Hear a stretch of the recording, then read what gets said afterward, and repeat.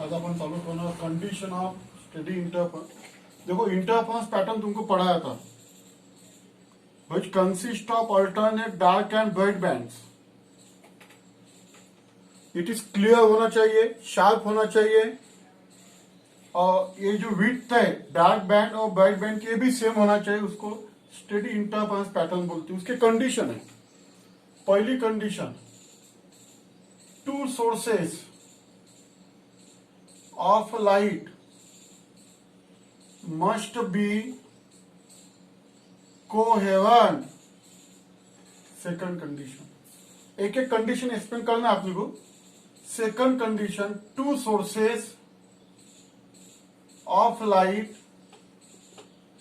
Must be monochromatic. Two sources of light must be monochromatic. ठीक है। उसके बाद में third condition, two interfering waves, यानी जो सोर्सेस है इसमें से जो लाइट वेव जाने वाली है, दो लाइट वेव, उसको बोलेंगे interfering waves. Must have same amplitude. चार number, the separation between two sources किंवा स्लिट्स, यानी S1 आणि S2 must be small. Must be small यानी S1 और S2 का जो डिस्टेंस है वो कम होना चाहिए। 5 number, two slits must be narrow. और एक कंडीशन और 6 नंबर की, to waves should B in same state of polarization। देखो यहां पे लिख लेता हूं मैं, यहां का जो है ना पोलराइजेशन, ये जो इसके बाद में का यहां पे लिख लेता। ठीक है। तो this are the 6 condition to get steady interference pattern. जो आपण इंटरफेरेंस पैटर्न मिला म्हणजे जो आपण स्क्रीनवर इंटरफेरेंस पैटर्न पाहतोय, मिळतोय, interference pattern consist of alternate dark and bright fringe. वो क्लियर होना चाहिए, शार्प होना चाहिए, इजीली मेजर होना चाहिए। विड्थ जो है ब्राइट बैंड और डार्क बैंड की, वो भी अपन मेजर कर सकते इजीली। तो उसको बोलते स्टडी इंटरफेरेंस पैटर्न। उसकी कंडीशन है, अगर इंटरफेरेंस पैटर्न लाना है तो दो सोर्सेस कोहेरेंट होना चाहिए, दो सोर्सेस मोनोक्रोमेटिक होना चाहिए, जो लाइट वेव पास होंगी उसका सेम एम्पलीट्यूड होना चाहिए, separation between S1 and S2 जो कोहेरेंट सोर्स है उसमें से डिस्टेंस जो है वो कम होना चाहिए, नैरो होना चाहिए, and two waves should be in the same state of polarization. अब एक एक कंडीशन अपने को एक्सप्लेन करना है। कोहेरेंट क्या है, मोनोक्रोमेटिक क्या है, ये एक एक कंडीशन की इंफॉर्मेशन अपने को एक्सप्लेन करना है अभी। ठीक है। अब एक एक कंडीशन में एक्सप्लेन करूंगा। First of all, what is mean by coherent sources. अगर बोर्ड में ये 2 मार्क का क्वेश्चन आ गया है तो तुमको आउट ऑफ 6 4 लिखना है। अगर 3 मार्क का क्वेश्चन आ गया तो 6 के 6 कंडीशन लिखना है। State condition of study interference pattern, ये लर्न कर डालो। Two sources must be coherent, two sources must be monochromatic, two interfering waves must have same amplitude, separation between two slits must be small, two slits must be narrow, two waves should be same state of polarization। तो देखो अभी एक एक condition अपन explain करेंगे। पहली condition लिखो, to sources of light must be coherent. अब ये कंडीशन मैं एक्सप्लेन करूंगा पहले वाली. व्हाट इज में बात कोहेरेंट. ठीक है ना. अब ये दो तुमको पढ़ाया था, ये दो सोर्सेस रहते. ये मेन सोर्स रहता मोनोक्रोमेटिक S1S2. यहां से लाइट हो जाएंगे. Why get interference pattern on screen. ये जो दो सोर्सेस है उसको कोहेरेंट क्यों बोलते. देखो यहां से अगर क्रैश गई तो यहां से भी क्रैश जाना चाहिए. यानी इसके का फेज रिफंड जो है, देखो ये वेव है, ये ऊपर की क्रिस्ट है, नीचे वाली टप है. क्रिस्ट का पार्टिकल ऊपर वाइब्रेट हो रहा है, टप का पार्टिकल नीचे वाइब्रेट हो रहा है. अगर समझो ये पॉइंट है, बी पॉइंट है, ये सी पॉइंट है, तो मैं ऐसे बोलूंगा कि ये और C are in the same state of vibration. यानी दोनों की स्टेट एक ही है. तो मैं ऐसा बोल सकता कि दोनों का फेज एक ही है. तो वैसे अगर यहां से अगर क्रेस्ट गई तो यहां से भी क्रेस्ट ही जाना चाहिए. तो ये दोनों का फेज सेम रहने वाला है. फेज रिफरेंस 0 रहने वाला है. ये आखिरी तक पहुंचेंगे ऐसे. तो ये फेज रिफरेंस कांस्टेंट रहने वाला है. तो ऐसे सोर्सेस को बोलते कोहेरेंट सोर्सेस. लिख लो definition. The sources of light. Coherent की डिफिनेशन लिख लो. Sources of light which emits light waves. यहां से जो लाइट निकलेंगी, समझ में है ना, उसका जो फेज डिफरेंस है वो कांस्टेंट होना चाहिए. Light waves of phase difference either constant और 0. फेज डिफरेंस कांस्टेंट होना चाहिए, 0 होना चाहिए. Is called as coherent sources. इसको कोहेरेंट सोर्सेस बोलते हैं. अगर ये दोनों में से फेज डिफरेंस कांस्टेंट होगा, जो लाइट हो यहां से निकल रही हो, यहां से निकल रही, तो ये जो सोर्सेस है इसको अपन बोलेंगे कोहेरेंट सोर्सेस. अब तुम बोलेंगे सर अब कोहेरेंट सोर्सेस अगर यहां पे एक ही मोनोक्रोमेटिक सोर्स है, अगर कोहेरेंट सोर्सेस नहीं हुआ, ये दो है, तो क्या होंगे इसमें का फेज. अगर मोनोक्रोमेटिक सोर्स यहाँ पे दो जगह पे रख दिया अपन ने, तो क्या होगा. Coherent sources actually getting from a single source.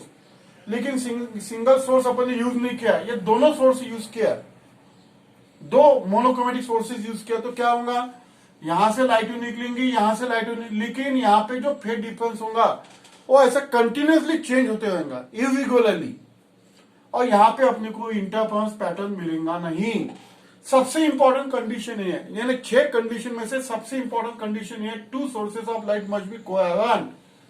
The sources of light which emit light waves of phase difference either constant or 0 sources is called as a coherent sources. ठीक है. 2 coherent sources are obtained from single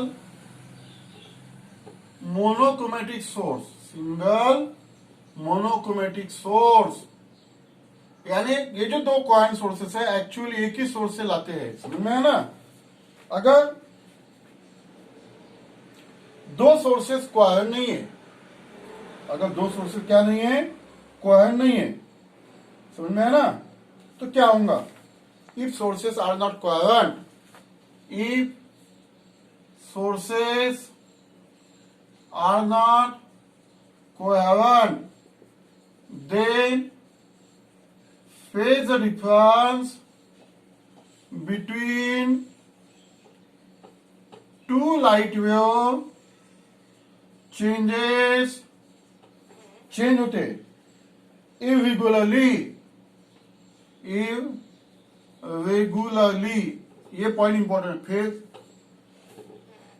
phase difference between 2 light wave changes irregularly. अगर sources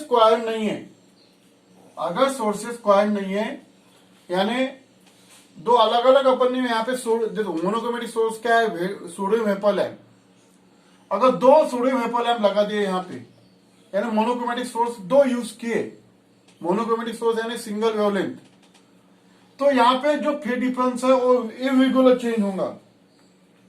therefore इसके अंदर क्या होगा कि ये जो डार्क बैंड और ब्राइट बैंड है, तो dark band is not A completely dark, इसके अंदर लाइट आ जाएगा। Therefore dark fringe is not completely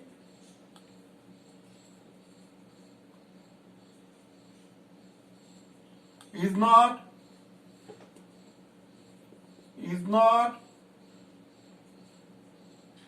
completely dark, यानी जो डार्क बैंड है, डार्क फ्रिंज है, उसके अंदर लाइट आ जाएंगे, वो कंप्लीटली डार्क नहीं होगा। समझ में है ना? तो इसलिए वो जो है सोर्सेज जो है वो अपने को क्या होना चाहिए, therefore dark fringe is not complete dark, and ऐसे भी लिख सकते पोजीशन ऑफ मैक्सिमा, यानी position of dark band, dark fringe and bright fringe changes with time, changes with time, ऐसे भी लिख सकते हैं अपन। उसकी जो पोजीशन है वो भी चेंज हो सकती है। और इंटरफेरेंस इज नॉट स्टेडी, और जो इंटरफेरेंस पैटर्न है, therefore interference pattern is not, क्या विल नॉट बोलेंगे, विल नॉट बी स्टेडी, वो क्लियर दिखेगा नहीं। ऐसे तुमको dark fringe, bright fringe, dark fringe, bright fringe ऐसे क्लियर दिखेगा नहीं, तुम मेजर कर सकेंगे नहीं उसको, शार्प दिखेगा नहीं, ओवरलैप दिखेगा, विल नॉट बी स्टडी। इसलिए अपने को ये दोनों जो सोर्सेस है वो कोहेरेंट होना चाहिए। दोनों सोर्सेस क्या होना चाहिए, कोहेरेंट, यानी फेज डिफरेंस ये कांस्टेंट आखिरी तक मेंटेन होना चाहिए। तो ये हो गए कोहेरेंट सोर्सेस। सेकंड नंबर का पॉइंट एक्सप्लेन करेंगे अभी, to sources of light must be monochromatic. देखो मोनोक्रोमेटिक यानी सोडियम वेपर लैंप, जो लाइट के अंदर जो लाइट सिंगल वेवलेंथ का रहता उसको बोलते हैं मोनोक्रोमेटिक। उसको क्या बोलते हैं, मोनोक्रोमेटिक बोलते हैं उसको। समझ में है ना? The source of light, definition लिख लो, the source of light which emits, जो light single light waves of single wavelength, जैसे व्हाइट लाइट है, व्हाइट लाइट के अंदर 7 कलर रहते हैं, यानी 7 वेवलेंथ रहते, ट्यूबलाइट, सनलाइट, ये व्हाइट लाइट है। व्हाइट लाइट के अंदर 7 वेवलेंथ रहते, 7 कलर रहते, विप गाया, वायलेट, इंडिगो, ब्लू। समझ में आया ना? Violet, indigo, blue, green, orange, orange, red, ऐसे येलो, ऑरेंज, रेड, 7 कलर रहते। वो मोनोक्रोमेटिक सोर्स नहीं है। White light is not a monochromatic source.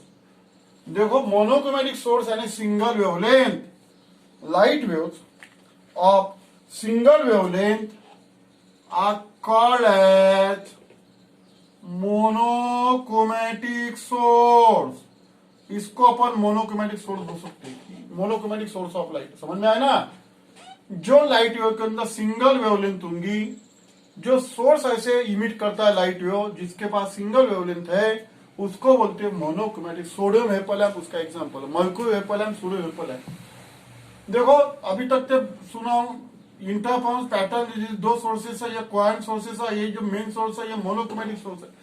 अगर अपन ने मोनोक्रोमेटिक सोर्स यूज नहीं किया तो क्या होगा, तो यहां से ऐसे नंबर ऑफ लाइट हो जाएंगे, नंबर ऑफ वेवलेंथ होंगी। यहाँ पे जो इंटरफेरेंस मिलेंगे अपने को, नंबर ऑफ इंटरफेरेंस पैटर्न मिलेंगे, they are overlap to each other. इसलिए अपने को दो ही लाइट वेव होना चाहिए, सिंगल वेवलेंथ होना चाहिए, we get study interference pattern. तो देखो if source of light is not monochromatic,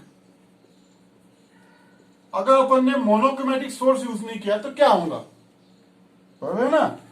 then number of wavelength क्या, देन लाइट कंसिस्ट ऑफ, ऐसे लिखेंगे, light will consist of number of wavelength। यानी अगर अपन ने यहां से अगर मोनोक्रोमेटिक सोर्स यूज नहीं किया तो ऐसे इसमें से जो दो सोर्सेस है, इसमें से ऐसे number of light wave pass होंगे, that is light consist of number of wavelength. समझ में है ना। और इंटरफेरेंस पैटर्न जो होगा, इंटरफेरेंस पैटर्न वो डिफरेंट कलर का मिलेगा। देन interference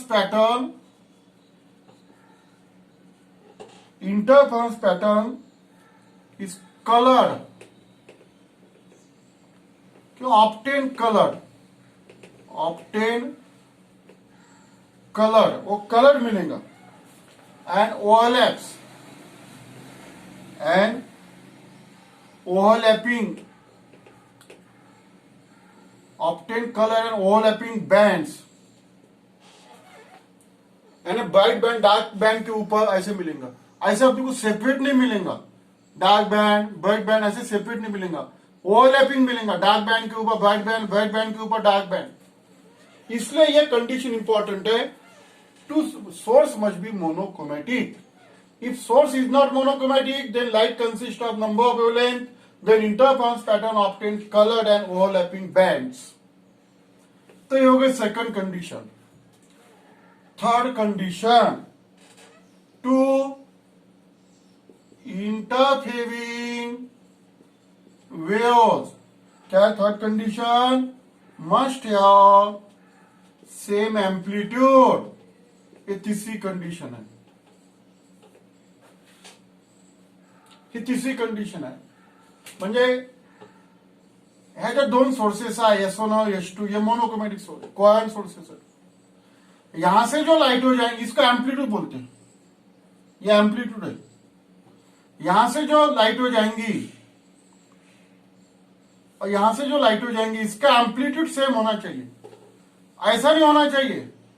यानी इसमें से जो लाइट हो जाएंगी ऐसी, और इसमें से बिल्कुल, इसमें से जो लाइट हो जा रही बिल्कुल छोटा एम्पलीट्यूड, ये बड़ा एम्पलीट्यूड, ये छोटा एम्पलीट्यूड, ये सेम एम्पलीट्यूड नहीं है। दोनों जो लाइट हो यहां से जा रहे हैं उसका एम्पलीट्यूड सेम होना चाहिए। अगर एम्पलीट्यूड सेम नहीं है तो क्या होगा, ये भी इंपॉर्टेंट है, है ना। एम्पलीट्यूड अगर सेम नहीं है तो क्या होगा, क्या पॉसिबिलिटी है एम्पलीट्यूड सेम नहीं हुआ तो, समझ में है ना। यानी वो जो डार्क बैंड है, ये जो ब्राइट बैंड है, dark band is not a dark, अब bright band is not a bright. यानी ब्राइट बैंड के अंदर पूरा लाइट प्रेजेंट होना चाहिए, डार्क बैंड के अंदर पूरा लाइट एब्सेंट होना चाहिए। लेकिन ऐसी कंडीशन हुई तो क्या होगा, ब्राइट बैंड के अंदर कुछ डार्कनेस आ जाएगा और डार्क बैंड के अंदर कुछ ब्राइटनेस आ जाएगा। Therefore, this condition is important for study interference pattern। समझ में है ना। एम्पलीट्यूड सेम है तो इंटेंसिटी सेम है, एम्पलीट्यूड सेम है तो क्या है, इक्वली ब्राइट भी बोल सकते हैं इसको क्या बोल सकते हैं, equally bright. If interfering waves,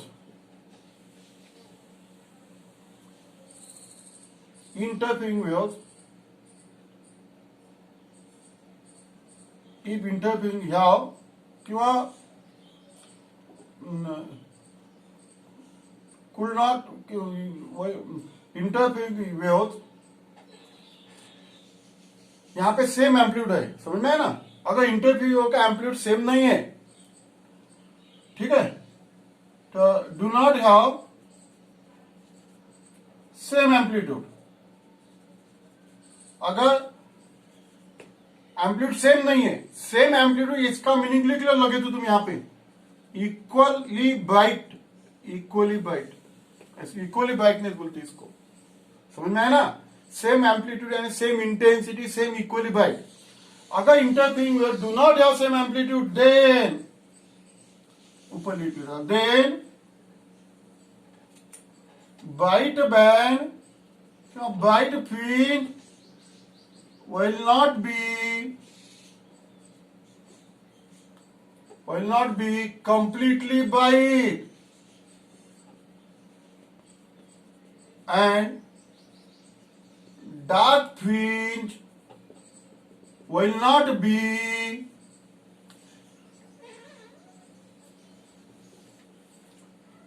be completely dark. इसलिए ये कंडीशन इंपॉर्टेंट है। काय के लिए इंपॉर्टेंट है ये कंडीशन? कि ये कंडीशन जो है, ये कंडीशन इंपॉर्टेंट है। कंप्लीटली डार्कनेस और कंप्लीटली ब्राइटनेस अपने को मिलेगा नहीं।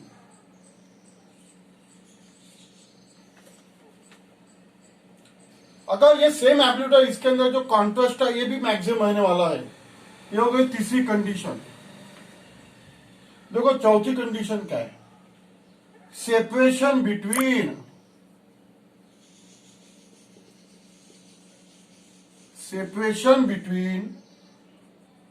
Two slits must be small.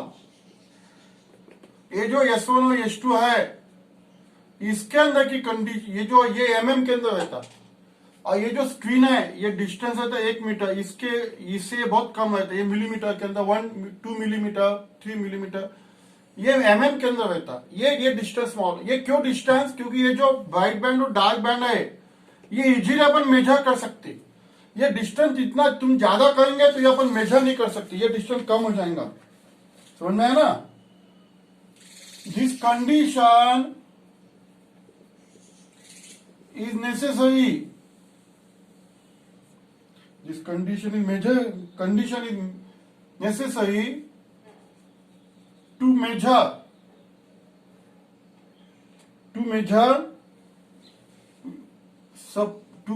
width of finger width। finger width किसको बोलेंगे अपन? finger width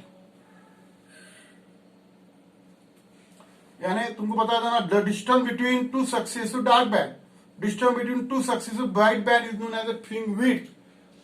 ये अपने को जो finger width मेजर करना है, ये अपन अच्छी तरह से मेजर कर सकते हैं अगर ये कंडीशन तुमने सेटिस्फाइड किया तो। This condition necessary to measure the finger widths which sufficiently large, which to be sufficiently large। ये जो फिंगर विड्थ है, फिंगर विड्थ तुमको बताया ना, distance between two successive dark band और bright band is called as finger width. वो जो finger width अपने को ज्यादा होना चाहिए, इसलिए ये कंडीशन इंपॉर्टेंट है। ये कंडीशन जो है, ये फिंगर विड्थ अपने को अच्छी तरह से मेजर करना चाहिए। 5वें नंबर की condition, two slits should be narrow, should be narrow. ये जो है, ये जो दो सोर्सेस है, ये दो सोर्सेस नैरो होना चाहिए। एक और एक ही वेव उसमें से पास होना चाहिए। समझ में है ना? अगर ज्यादा वाइट लिया और ज्यादा सोर्सेस उसमें से पास किया तो अपने को यहाँ पे रिजल्टन जो पैटर्न है वो क्लियर और स्टडी मिलेगा नहीं। From two slits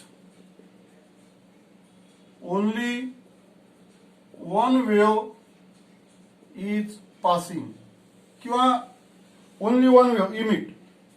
Two slit emit only one wave, उसको वेव ट्रेन भी बोलते।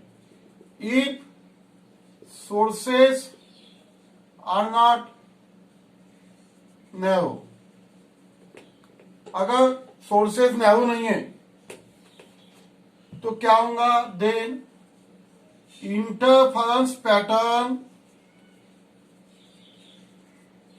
Will not be clear sharp. Sharp मिलेगा नहीं, क्लियर मिलेगा नहीं, एंड स्टडी मिलेगा नहीं। ठीक है, इसलिए अपने को वाइड सोर्सेज यूज करना है, ये अभी नैरो सोर्सेज यूज करना है।